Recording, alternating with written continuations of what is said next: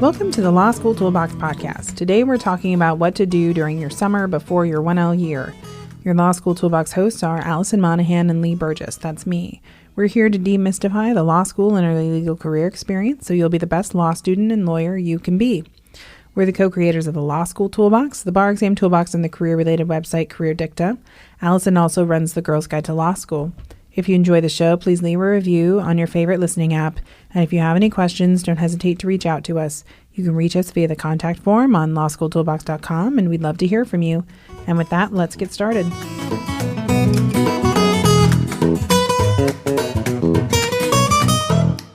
Welcome back. Today we're talking about what you might want to do this summer to get ready for your 1L year. So people can come to law school through a lot of different avenues. You might have been working full-time, maybe you just graduated from college. Regardless, you want to be thoughtful about how you're spending the months leading up to that first semester of law school to set yourself up for success. So some careful planning and execution now can save you time, energy, and lots of headaches in the future. Absolutely. Yes. So, coming up with this list, we really just wanted to cover, things that you want to be thinking about, as you get ready to launch your law school experience. And so I think the first thing that you really want to do, because law school takes up a lot of time, is actually try and see friends and family. Yeah, I think that's important. And while you're talking to them and spending time with them, you can also ask for help if you need it, especially if you're relocating or if people are asking for ways that they can support you. You want to be very specific in the ways that you can ask for help. Do you need kitchen supplies? Do you need frozen dinners? Do you need somebody to walk your dog? I think people like to be able to help you, so you want to be able to make specific asks. Yeah, and you can have, even your Amazon wish list is almost like your law school registry. Oh, good point. When the aunties start asking like, Lee's starting law school, we'd love to do something for her. Your parents can be like, well, great, here's her wish list. That's right. Send something. Absolutely. And you want to probably start to discuss what the experience is going to be like as much as you know. So this can be the amount of studying you're going to be doing. If you're used to traveling home and visiting family very frequently, maybe you're not going to be able to visit as often. Maybe you want to even start setting the holiday expectations for Thanksgiving, which I think can be a stressor for a lot of folks if they decide not to go home for Thanksgiving. So these are best conversations to be had before everything gets stressful. Right. And I think, family and also definitely significant others. So particularly, maybe you've got to figure out how that's going to play out. Right. Do you have a significant other who's going to be moving with you? Do you have a significant other who is going to become a long distance significant other? Do you want to break up with this person? I mean, frankly, if you want to break up with them, you probably ought to do it before school starts. Yeah, much less messy. Yeah, it's just, it sounds harsh, but the reality is, if you don't see this being a relationship that's going to continue, I probably wouldn't let it drag on over the summer. Yeah. So you just kind of want to, invest in your personal life a little bit, maybe fill up everybody's love tank. Right. So everybody feels that they've gotten a lot of attention and that you've gotten to connect with a lot of people, because it becomes very easy to be selfish and very inward focused while you're in law school. Yeah. And I think if you're thinking about, you are going to be relocating, think about what resources you might have there. Do you have a cousin that you haven't talked to for a while who's living in the same city? Do you have friends from college maybe that you haven't talked to? This would also be a good time to start building those relationships back up so that when you land, you're not just like, oh, I don't know anybody. Right. Yeah. You want somebody to take you to dinner or tell you where to get good Indian food. Or just, help you be there. Right. Grab coffee with them. Right. Go to a movie. Yeah. So I think that it's worthwhile spending some energy on those relationships because community is a huge part of staying sane and having some mental health. Well, and also, if you have children, I think you've got to prepare them for this experience. For sure. Yeah, because it's, sometimes there may be some benefits. Maybe your class schedule is going to make you more available sometimes, but it might make you less available, say, on the weekends when you have to continue to do some studying. So you really want to think about how you're going to build your life out. Yeah, and just kind of how you're going to structure your time and getting everyone on board with that to the extent possible. Yeah. And, there are blogs and things you can research if you have questions about this. Yep. There are people who have been through this process before. There may even be resources at your school. Say you're the older and wiser law students, or, there may be parenting groups, all these kind of things. You can go ahead and connect with them now. Yeah. So a lot of people want to also do something somewhat academic the summer before law school. Law school prep courses have become kind of in vogue, I guess. And there are a variety of them out there, from in-person classes to on-demand classes. Heck, we even have one. We do have one called Start Law School Right. But I think that it's important when you're deciding whether or not this is going to add value for you is you want to think about what you actually want to get out of any sort of law school prep course experience. Yeah, I think that's right. I mean, basically no one can hand you the magic wand that's going to ensure that you're at the top of your class. So you want to think carefully about, is this money that I actually feel comfortable spending? Do I feel like I'm going to get out of it what I want to get out of it? Do I have time to do it? Do I have time? Does it fit with my schedule? Is it going to cause more hassle than it's solving? And I think there are benefits to kind of having a general sense of what you're doing. I mean, obviously we think there are benefits. We made you a course. But, I think sometimes people want to stress out about like reading case books and other substantive materials, and that's just not really necessary, as we've talked about in a different podcast. Yeah. I mean, I think that, where a prep course can be very effective is if you really are coming to law school without appreciating what the kind of academic cycle looks like. Right. If you're unfamiliar with what the Socratic method is, if you are unfamiliar with this idea of briefing, if you're unfamiliar with taking an exam that requires a lot of memorization, if you don't have good time management skills, like if all of these things are starting to sound anxiety inducing to you, a prep course can kind of give you a primer. Right. And I think that's what you want to be looking for.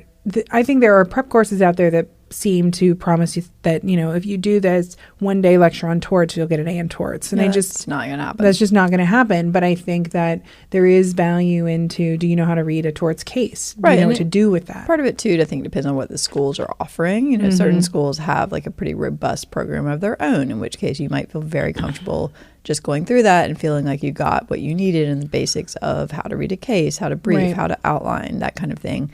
I mean, if your school's not offering anything, then that might be something you want to investigate on your own. Yeah. So, don't spend your whole summer exhausting yourself cramming for your pre-law school course. Right. I mean, that's kind of silly. If anything, it's just designed to be something that gives you some basics, helps you feel more comfortable, kind of points you in the right direction, so that when classes start, you do feel like you have some idea of what you're trying to do. Yeah. So especially if you find yourself to be kind of a stressed out person, I think it can be important to get in the right frame of mind.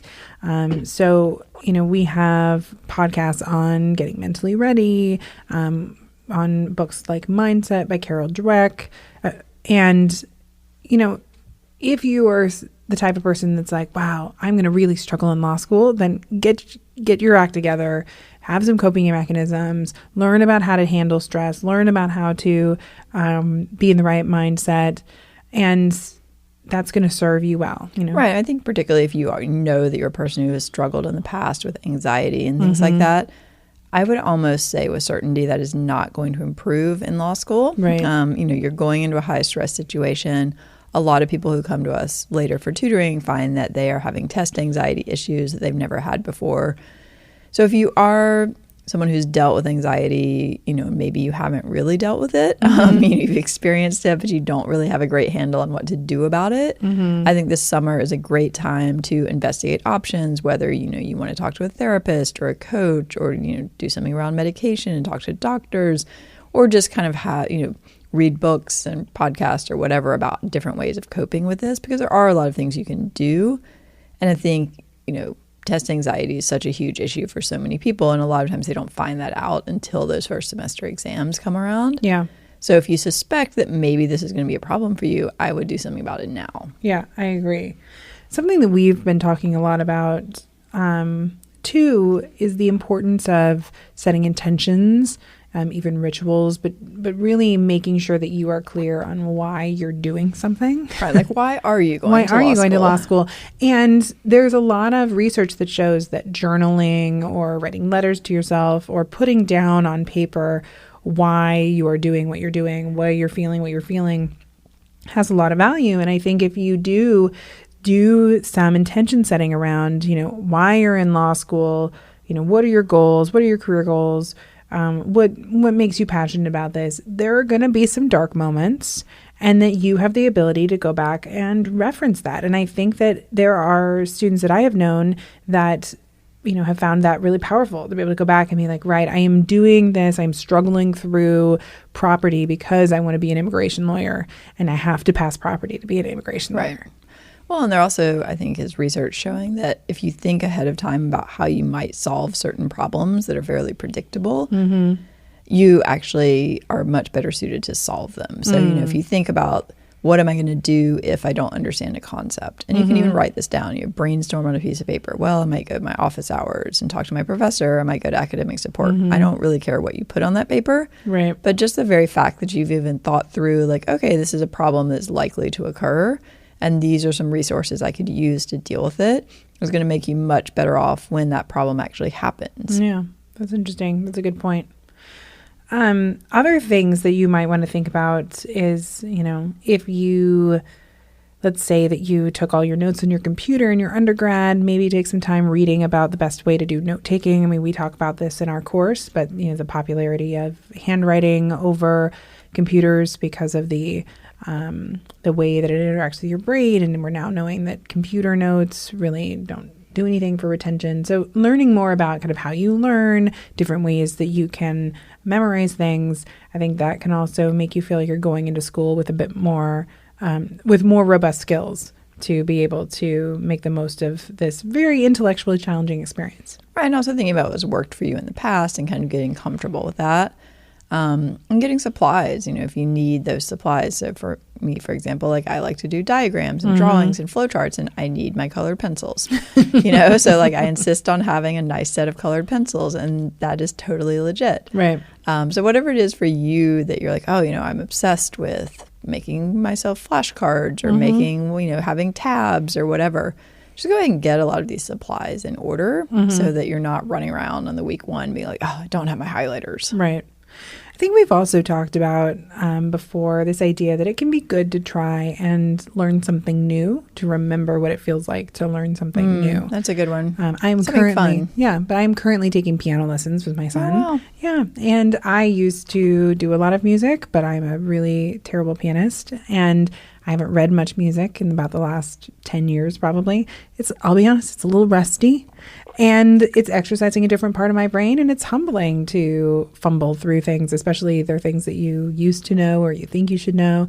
And although I am better than my 4.5-year-old, so the bar's pretty low, but I do think it's just an interesting experience anytime that you're trying to learn something that's different. Yeah, I think that's a great idea, particularly if you've been out of school for a while and you're not necessarily used to that process. And it doesn't have to be something super intellectual. I mean, it can be if you want. You might want to start studying a foreign language or something. But it can be anything. It can be something physical. It can be something artistic, just to kind of get used to that process of failing and coming back and like not getting so beaten up over it. And also, if you can do something with coaching, I think that's always valuable because it helps you kind of get used to other people telling you things. Right. No, I think that's true. So maybe it's, your team in training, running or CrossFit or whatever other horrible things people do with their time. But another thing that I think is important to do before the law school experience is to have a little fun. Ideally. And for me, I went traveling and I did a really fun couple-week trip to Costa Rica. And it was great. There were lots of mosquitoes, but it was worth it. Nice. And I knew that I wanted to take a trip. I had been working. I, was able to financially take a trip and not have it completely drain my finances. And it was just kind of a nice, final hurrah before diving into the law school space. Did you travel before? Well, you relocated. No, I was working and relocating. Yeah. So yeah, yours was a little easier because you did not have to move. Right. No, my trip was across the country. Yeah. So, but you could probably turn that if you were road tripping. I've done the cross-country road trip. Well, I know, but I'm just saying. I was not bringing a car to New York City. Okay, well, if some people were going to the East Coast and taking a car, you could road trip. I have fond memories of my cross-country road trip that I did once. Yeah. Yeah. So I think, ways to build in some last-minute fun before you start school is always valid. Yeah. And I don't think it has to be big and expensive. It can be camping. Can go camping, exactly. Yeah. National parks, whatever. Yep. They're probably crowded these days. But, you can go camping. There are lots of beautiful locations you could go to that will not necessarily break the bank. Yeah. You may even plan a staycation. You could just talk about all the places that you want to go. Maybe you are saying goodbye to a city and you kind of do a farewell tour. Right, exactly. Or you want to explore your new city, and so you arrive a few days early and do or even, maybe you're going on a apartment hunting trip, and you turn that into several days of exploring this great new city that you're going to be living in. That can be fun. That's true. You also want to spend time setting up your home thoughtfully. Yes. Because if your home is a mess, that's pretty much going to make your life a mess. Yeah, you feel like your life is a mess. Well, it's just going to be a huge distraction. I mean, I'm kind of in the process now of like moving back into a house, and it is a huge distraction. Like every time I walk in, I have this moment of like, oh gosh, I really need to be organizing my bookcases, but I can't organize my bookcases because I have 12 other things to do. And really the only way I can get anything done is to leave the house. Okay. And then I come back and still need to organize the bookcases. So yeah, you've got to really be thoughtful about moving in a way that makes sense, and making sure you have a nice place that you can study if you want to study at home. And this is something you probably need to brainstorm anyway, like different ways to set up your life to be conducive to actually studying. Yeah. The other things you want to do as you set up your home, I mean, we've talked about like picking the right place to live and other podcasts and things like that, is to just make sure that you have good spaces for everything. So, wherever you decide to live, how are you going to set up a workspace? Or are you going to have enough equipment and things like that?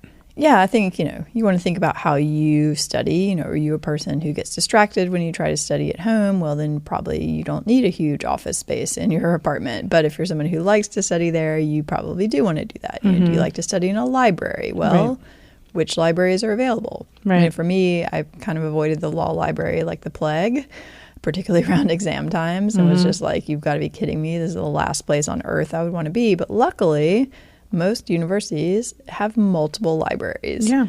So you might find, I really enjoyed studying at Teachers College because they had nice chairs and everybody was chill, and it was like kind of like going to school.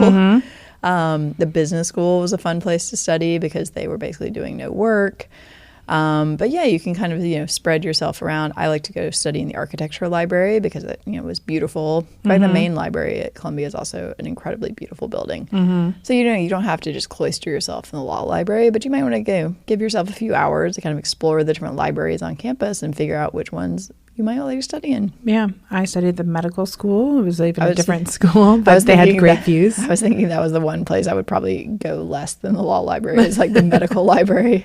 It was only that they had the medical library at UCSF has views, like sweeping views of Golden Gate Park in the city. Oh, nice. It was very, you could take a walk around the library and it was very kind of cathartic. Yeah. I don't think you're not getting stressed out about with the doctors. So exactly. I also think it's important to take some time to streamline your life. So, you can waste a lot of time managing your life. And that means like paying bills or not paying bills, trying to figure out how to keep records of things. And so before you enter a busy experience like law school, you definitely want to have some processes in place. So one of them that a friend turned me onto was Amazon Subscribe and Save, where if you can figure out how often you use certain materials in your house, you can oftentimes get them delivered on a regular basis, and then you don't have to think about, I wonder if I need like tissues or toothbrush heads, and they just like pop up and you save some money. Yeah, you're like, it's been 3 months. Okay, time to change my toothbrush head. Exactly. Electronic billing is amazing. Just makes it so like everything just magically gets paid. You might even be able to use a credit card that gets you points or airline miles or something like that. Then you can even take a trip.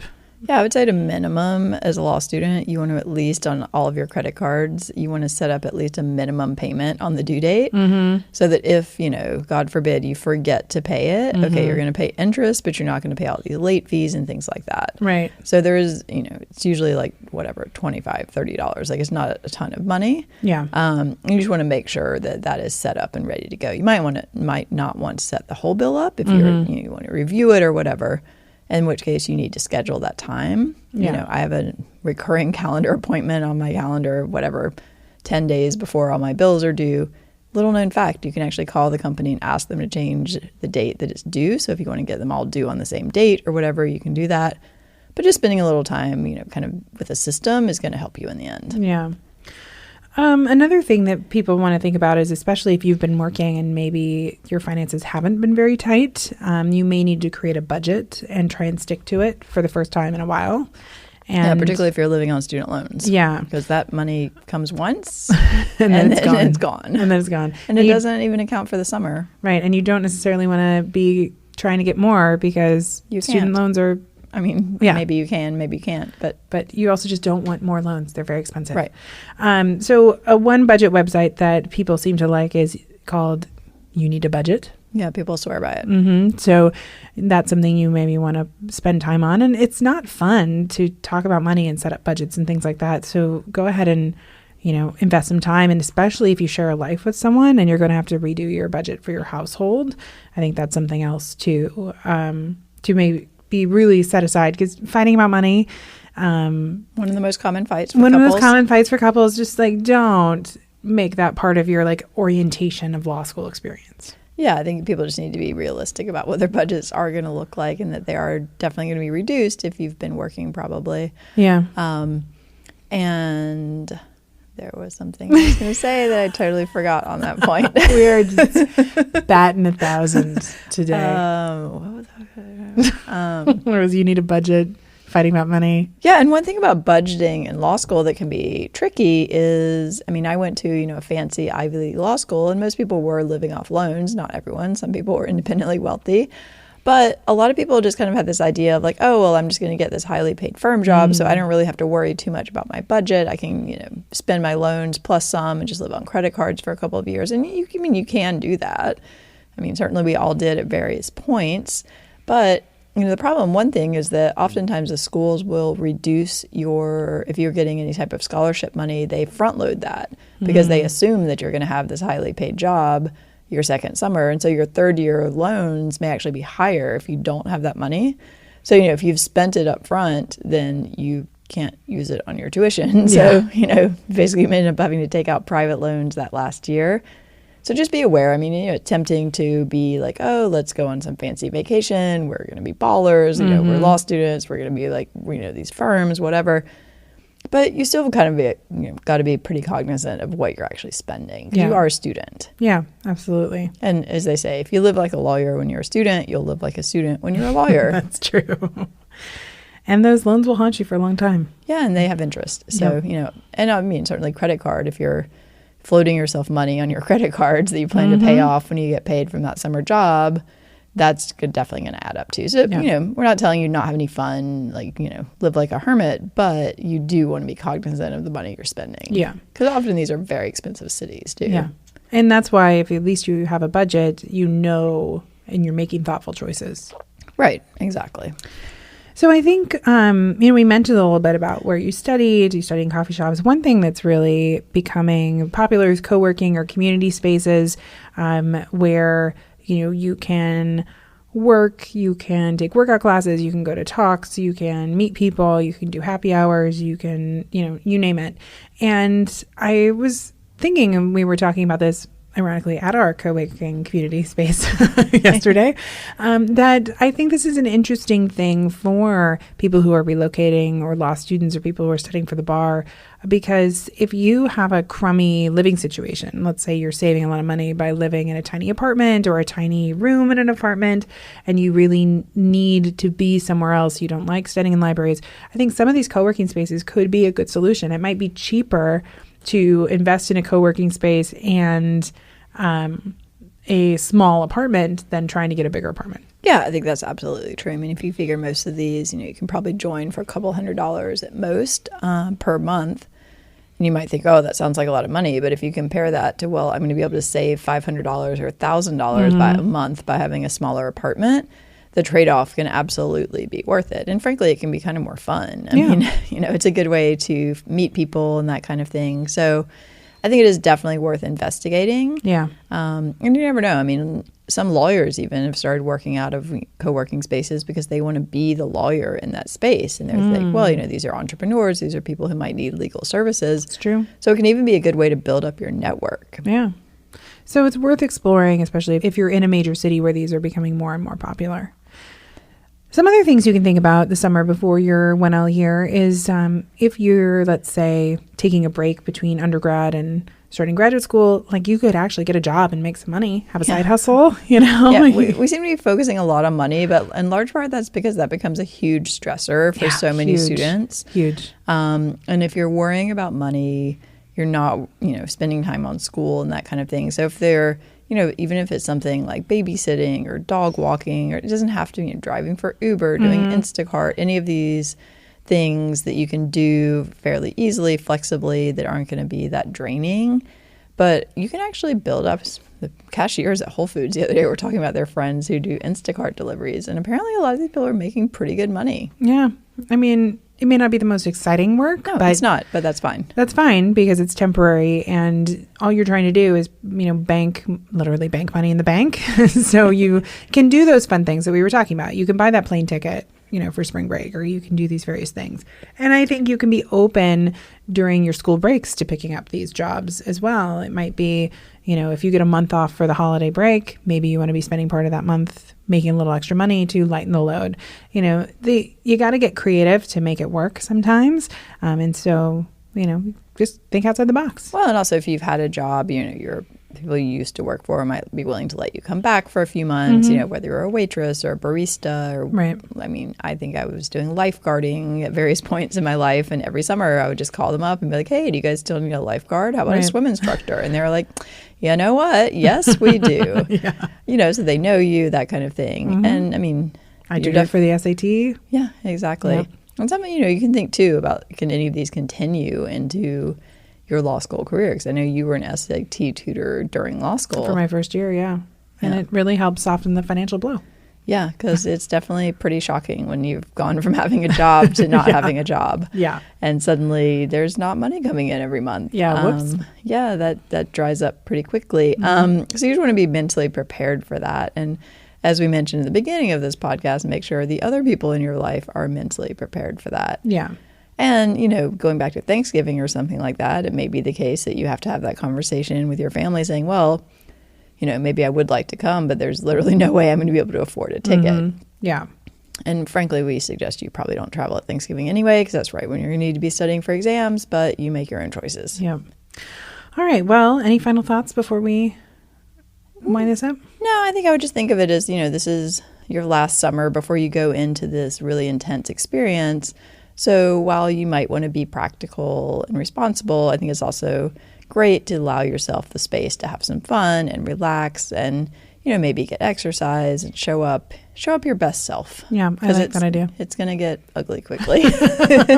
Way to end on a positive note. I was so close to ending positively. You were, and then it took a dark turn. Yeah. Well, before we completely finish up, I want to take a second to let you know that you can check out our Start Law School Right course on our website.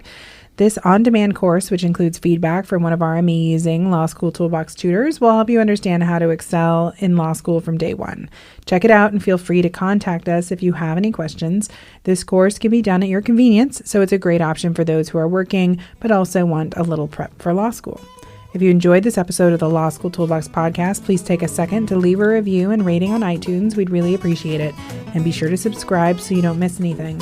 If you have any questions or comments, please don't hesitate to reach out to myself or Allison at lee@lawschooltoolbox.com or allison@lawschooltoolbox.com, or you can always contact us via our website contact form at lawschooltoolbox.com. Thanks for listening, and we'll talk soon.